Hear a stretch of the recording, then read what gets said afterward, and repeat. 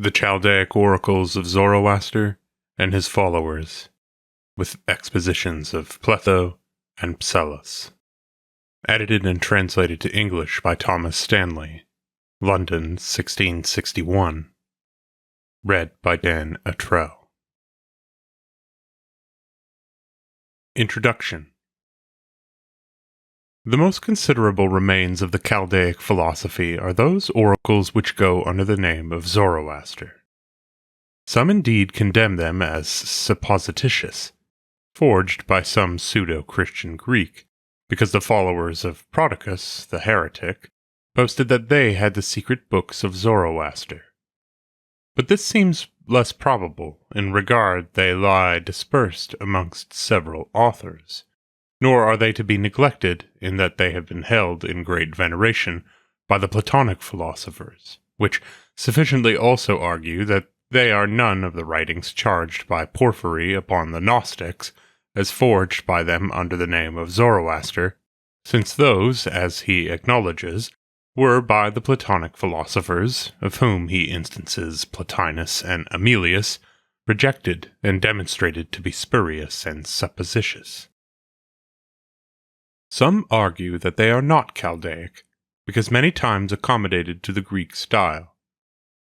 But there are in them many so harsh and exotic expressions as discover them to be originally foreign, and where they agree in terms with that which is proper to the Greek philosophy, we may say of them, as Iamblichus upon another occasion, on the writings that go under the name of Hermes Trismegistus, as they are published under the name of Zoroaster, so also they contain the doctrine of Zoroaster, though they frequently speak in the style of the Greeks, for they were translated out of Chaldee into Greek by persons skillful in the Greek philosophy. To persuade us that they are genuine, and not of Greekish invention, Pico della Mirandola professed to Ficino that he had the Chaldee original in his possession. I was, saith he, forcibly taken off from other things and instigated to the Arabic and Chaldaic learning by certain books in both those languages, which came to my hands, not accidentally, but doubtless by the disposal of God in favor of my studies. Hear the inscription, and you will believe it. The Chaldaic books, if they are books and not rather treasures, are the oracles of Aben Ezra, Zoroaster, and Melchior, Magi, in which those things which are faulty and defective in the Greek are read perfect and entire. There is also, adds he, an exposition by the Chaldean wise men upon these oracles, short and knotty, but full of mysteries. There is also a book of the doctrine of the Chaldaic theology, and upon it a divine and copious discourse of the Persians, Grecians, and Chaldeans.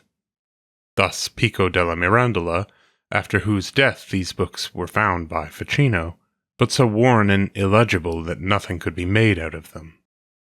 Further, to confirm that these oracles were, as we said, translated into Greek by persons skillful in the Greek philosophy, let us call to mind that Berosus introduced the writings of the Chaldeans concerning astronomy and philosophy amongst the Grecians, and that Julian the son, a Chaldean philosopher, wrote theurgic oracles in verse, and other secrets of that science. And probably, if these were no part of that Chaldaic learning which Berosus first rendered in Greek, they yet might be some of the theurgic oracles of Julian, for such the title speaks them, for some of them are cited by Proclus as such. From the account which Pico della Mirandola gives of those in his possession, to which were added a comment and a discourse of the doctrines of the Chaldaic theology, it might be conjectured that what is delivered to us by Pletho and Psellus, who, besides the oracles, give us a comment on them, together with a Chaldaic summary, was extracted out of that author which Mirandola describes to have been of the same kind and method, but much more perfect and copious. This title of oracles was perhaps not given to them only metaphorically to express the divine excellence of their doctrine, but as conceived indeed to have been delivered by the oracle itself. For Stephanus testifies that the Chaldeans had an oracle which they held in no less veneration than the Greeks did theirs at Delphi. This opinion may be confirmed by the highest testimonies which the Platonic philosophers give of them, calling them the Assyrian theology revealed by God, and the theology delivered by God. And Proclus elsewhere having cited as from the gods one of these oracles which speaks of the ideas, a Platonic doctrine, adds that hereby the gods declared the subsistence of ideas, and acquiesceth as satisfied in that the gods themselves ratify the contemplations of Plato. Some of these oracles which escaped the injuries of time were first published by Ludovicus Tilletanus in the year 1563 at Paris. Together with the commentaries of Gemistus Pletho, under the title of The Magical Oracles of the Magi Descended from Zoroaster, the same were afterwards translated and put forth by Jacobus Marthanus, and lastly, together with the comment of Psellus also, by Johannes Opsapeus at Paris, 1607. These by Franciscus Patricius were enlarged with a plentiful addition out of Proclus, Hermias, Simplicius, Damascius, Synesius, Olympiodorus, Nicephorus, and Arnobius, increasing them by his own account to 324, and reducing them for the better perspicuity to certain general heads, put them forth and translated them into Latin in the year 1593. They were afterwards put forth in Latin by Otho Heurnius in the year 1619, under the title of The Sincere Magical Oracles of Zoroaster, King of Bactria and Prince of the Magi. But Heurnius, under the pretense of putting them into good Latin, as he calls it, and polishing them with a rougher file, hath patched up and corrupted what Patricius delivered faithfully and sincerely, endeavoring to put these fragments into a continued discourse, in which themselves are nothing coherent, but dispersed among several authors. Patricius indeed hath taken much learned pains in the collection of them, but with less regard to their measures and numbers, and, as from thence may be shown, sometimes of the words themselves. Nor is there any means to redress this omission by comparing them with the authors out of which he took them.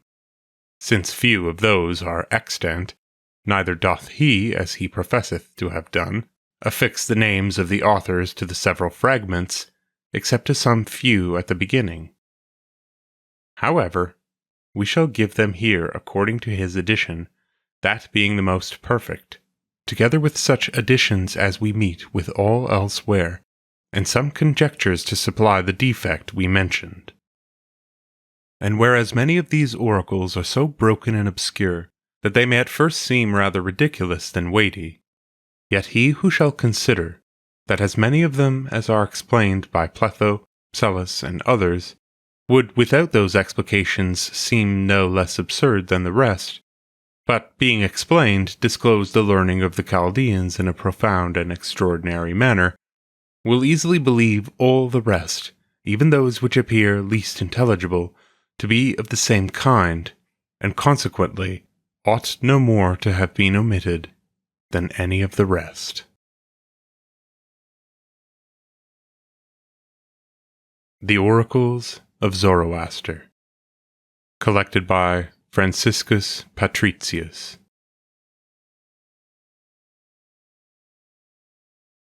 Monad, duad, triad. Where the paternal monad is. The monad is enlarged, which generates two. For the duad sits by him, and glitters with intellectual sections. And to govern all things, and to order everything not ordered. For in the whole world shineth the triad, over which the monad rules. This order is the beginning of all section. For the mind of the Father said that all things be cut into three, whose will assented, and then all things were divided. For the mind of the Eternal Father said into three, governing all things by the mind. And there appeared in it the triad, virtue, and wisdom, and multitient verity. This way floweth the shape of the triad, being pre-existent. Not the first essence, but where they are measured. For thou must conceive that all things serve these three principles.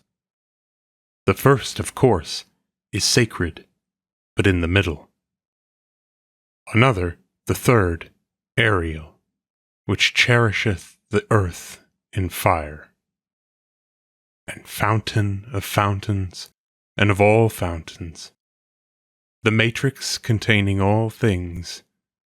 Thence abundantly springs forth the generation of multivarious matter. Thence extracted a Prester, the flower of glowing fire, flashing into the cavities of the worlds. For all things from thence begin to extend downwards their admirable beams. Father, mind. The Father hath snatched away himself. Neither hath he shut up his own fire in his intellectual power. For the Father perfected all things, and delivered them over to the second mind, which the whole race of men calls the first, light begotten of the Father. For he alone having cropped the flower of the mind from the Father's vigor, for the paternal self-begotten mind, understanding his work, sowed in all the fiery bond of love, that all things might continue loving forever. Neither those things which are intellectually context in the light of the Father in all things, that, being the elements of the world, they might persist in love. For it is the bound of the paternal depth, and the fountain of the intellectuals. Neither went he forth, but abideth in the paternal depth, and in the additum, according to divinely nourished silence. For the fire once above shutteth not his power into matter by actions, but by the mind. For the paternal mind hath sowed symbols through the world, which understandeth intelligibles, and beautifieth ineffables. Holy division and indivisible. By mind he contains the intelligibles, but introduceth sense into the worlds. By mind he contains the intelligibles, but introduceth soul into the worlds.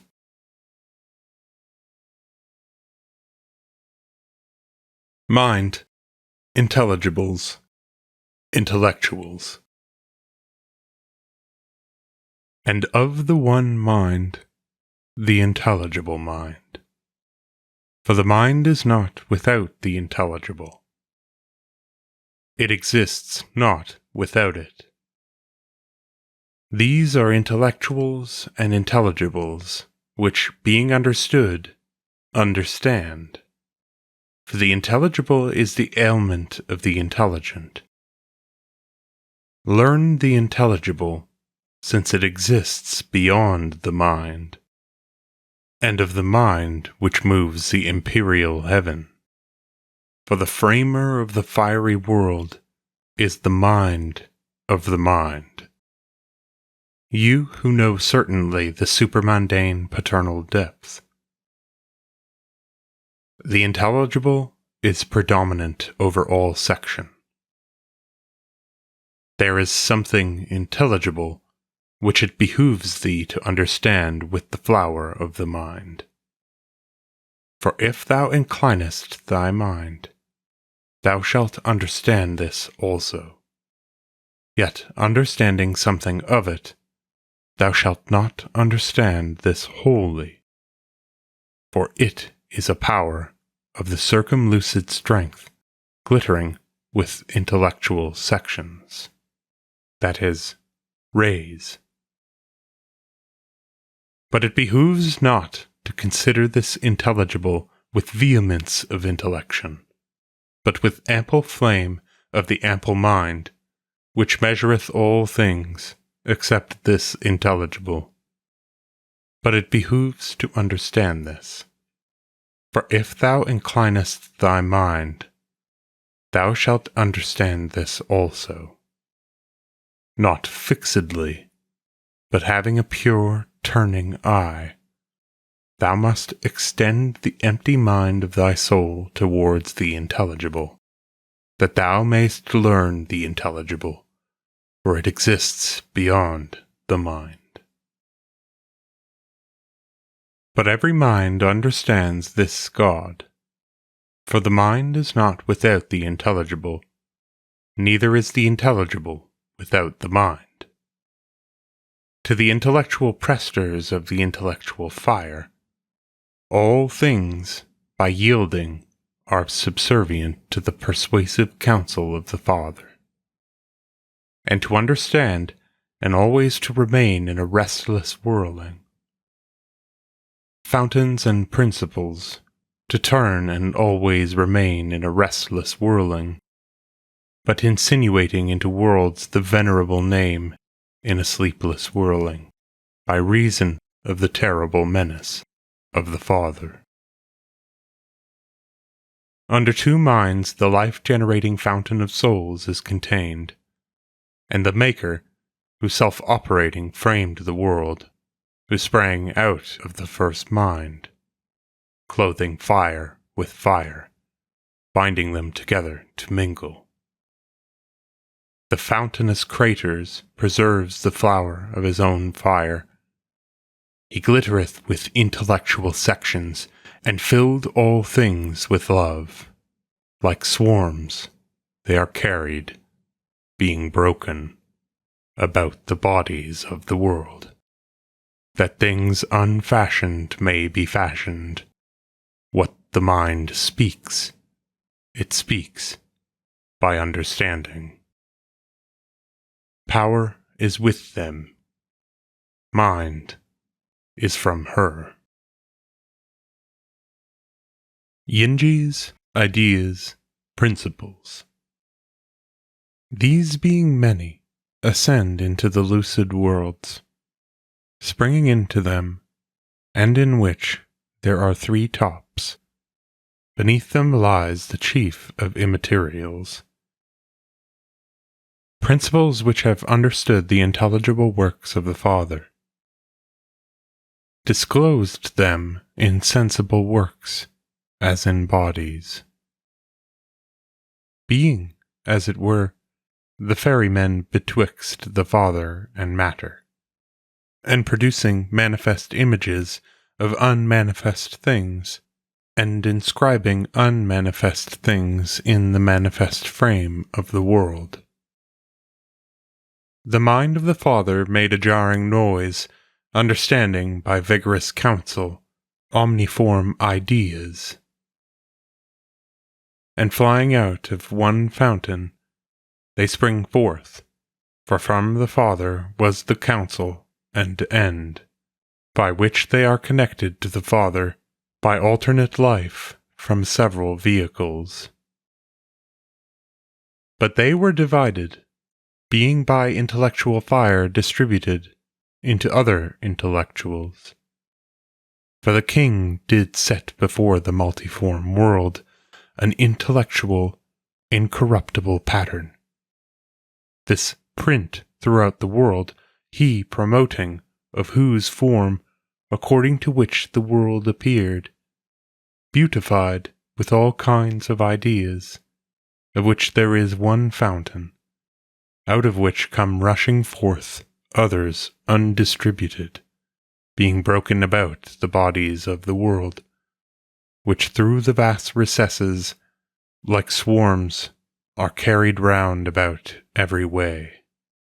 Intellectual notions from the paternal fountain, cropping the flower of fire. In the point of sleepless time, of this primogenious idea, the first self-budding fountain of the Father budded. Intelligent Yingis do, themselves, also understand from the Father, by unspeakable counsels, being moved so as to understand. Hecate, Synechis, Teletarchs. For out of him spring all, implacable thunders, and the prester-receiving cavities of the entirely lucid strength of Father-begotten Hecate, and he who begirds the flower of fire, and the strong spirit of the poles fiery above. He gave to his presters that they should guard the tops, mingling the power of his own strength in the Synechis.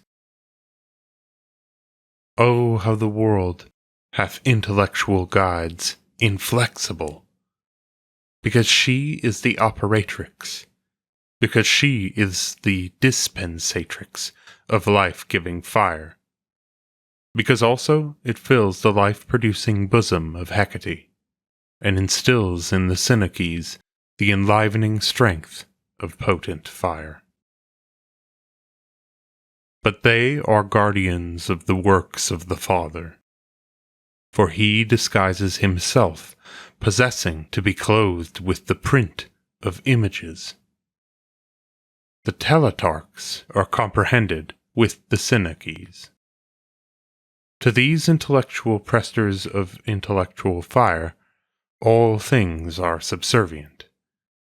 But as many serve the material Synechis, having put on the completely armed vigor of resounding light, with triple strength fortifying the soul and the mind, to put into the mind the symbol of variety, and not to walk dispersedly on the imperial channels, but stiffly, these frame indivisibles and sensibles, and corporiforms, and things destined to matter. Soul, nature.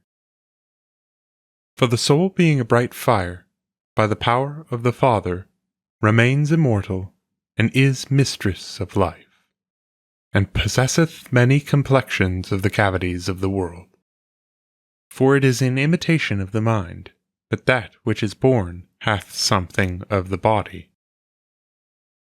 The channels being intermixed, she performs the works of incorruptible fire.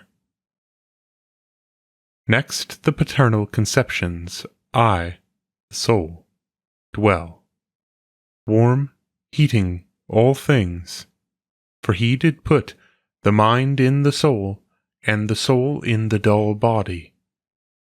Of us the Father of the gods and men imposed, abundantly animating light, fire, ether, worlds. For natural works coexist with the intellectual light of the Father, for the soul which adorned the great heaven, and adorning with the Father, but her horns are fixed above. But about the shoulders of the goddess, immense nature is exalted. Again, indefatigable nature commands the worlds and works, that heaven drawing an eternal course may run, and the swift sun might come about the centre as he useth. Look not into the fatal name of this nature.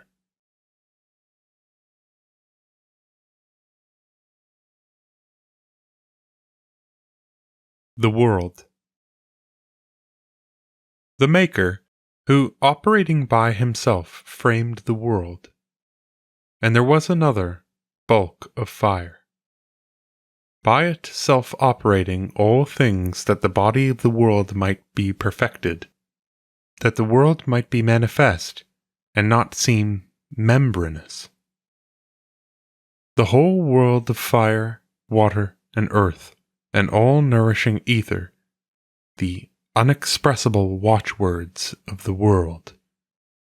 One life by another from the distributed channels, passing from above to the opposite part, through the center of the earth, and another fifth, middle, fiery channel, where it descends to the material channels, life-bringing fire.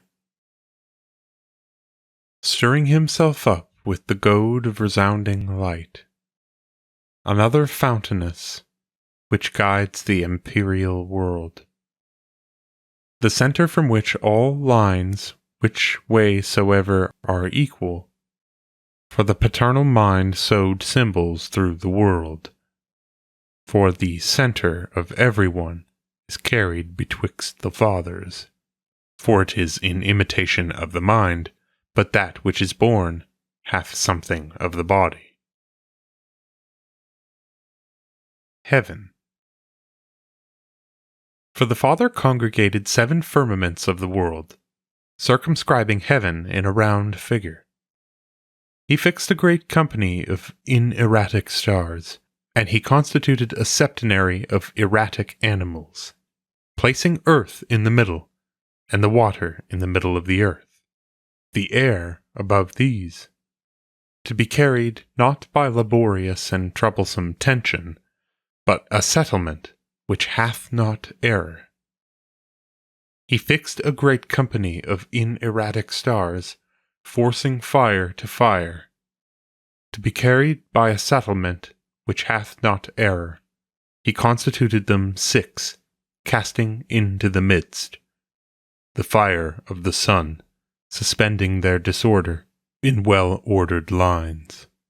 For the goddess brings forth the great sun and the bright moon. O ether, sun, spirit, guides of the moon and of the air, and of the solar circles, and of the monthly clashings, and of the aerial recesses, the melody of the ether, and of the passages of the sun and the moon, and of the air, and the wide air, and the lunar course, and the pole of the sun, collecting it and receiving the melody of the ether, and of the sun and of the moon, and of all that are contained in the air. Fire, the derivation of fire, and the dispenser of fire. His hair, pointed, is seen by his native light. Hence comes Saturn, the sun assessor, beholding the pure pole, and the ethereal course, and the vast motion of the moon, and the aerial fluxions, and the great sun, and the bright moon. Time, the mundane God, eternal, infinite, young and old, of a spiral form, and another fountainous, who guides the imperial heaven. Soul, body, man. It behooves thee to hasten to the light, and to the beams of the Father, from whence was sent to thee a soul clothed with much mind. These things the Father conceived, and so the mortal was animated. For the paternal mind sowed symbols in souls, replenishing the soul with profound love. For the Father of the gods and men placed the mind in the soul, and in the body he established you. For all divine things are incorporeal, but bodies are bound in them for your sakes. Incorporeals not being able to contain the bodies, by reason of the corporeal nature in which you are concentrated. And they are in God, attracting strong flames, descending from the Father, from which descending, the soul, crops of imperial fruits, the soul-nourishing flower, and therefore conceiving the words of the Father, they avoid the audacious wing of fatal destiny. And though you see this soul manumitted, yet the Father sends another to make up the number. Certainly these are superlatively blessed above all souls. They are sent forth from heaven to earth, and those rich souls which have unexpressible fates, as many of them as proceed from shining thee, or from Jove himself, under the strong power of his thread. Let the immortal depth of thy soul be predominant, but all thy eyes extend upward. Stoop not down to the dark world, beneath which continually lies a faithless depth, and Hades, dark all over, squalid, delighting in images, unintelligible, precipitous, craggy, a depth, always rolling, always espousing an opaque, idle, breathless body. And the light-hating world, and the winding currents by which many things are swallowed up. Seek paradise. Seek thou the way of the soul, whence or by what order, having served the body to the same place from which thou didst flow, thou must rise up again, joining action to sacred speech. Stoop not down, for a precipice lies below the earth, drawing through the ladder, which hath 7 steps, beneath which is the throne of necessity. Enlarge not thou thy destiny. The soul of men will in a manner clasp God to herself. Having nothing mortal, she is wholly inebriated from God, for she boasts harmony in which the mortal body exists. If thou extend the fiery mind to the work of piety, thou shalt preserve the flexible body. There is a room for the image also in the circumlucid place. Every way to the unfashioned soul stretch the reins of fire. The fire-glowing cogitation hath the first rank, for the mortal approaching the fire shall have light of God. For to the slow mortal the gods are swift. The Furies are stranglers of men. The burgeons, even of ill matter, are profitable and good. Let hope nourish thee in the fiery angelical region. But the paternal mind accepts not her will, until she go out of oblivion, and pronounce a word, inserting the remembrance of the pure paternal symbol. To these he gave the docible character of life to be comprehended. Those that were asleep he made fruitful by his own strength. Defile not the spirit, nor deepen a superficial thing. Leave not the dross of matter on a precipice. Bring her not forth, lest going forth she have something. The souls of those who quit the body violently are most pure. The ungirders of the soul, which give her breathing, are easy to be loosed. In the side of sinister Hecate there is a fountain of virtue, which remains entire within, not omitting her virginity. O man, the machine of boldest nature, subject not to thy mind the vast measures of the earth, for the plant of truth is not upon earth, nor measure the measures of the sun, gathering together cannons. He is moved by the eternal will of the Father, not for thy sake, let alone the swift course of the moon. She runs ever by the impulse of necessity.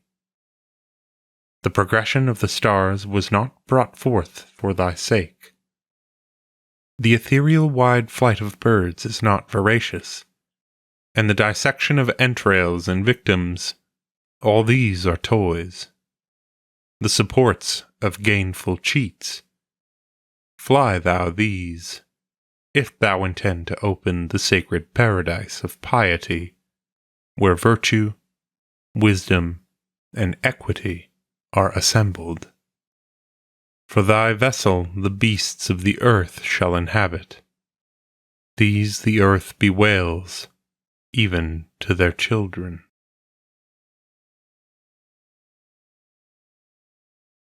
Demons. Rites. Nature persuades there are pure demons. The burgeons, even of ill matter, are profitable and good.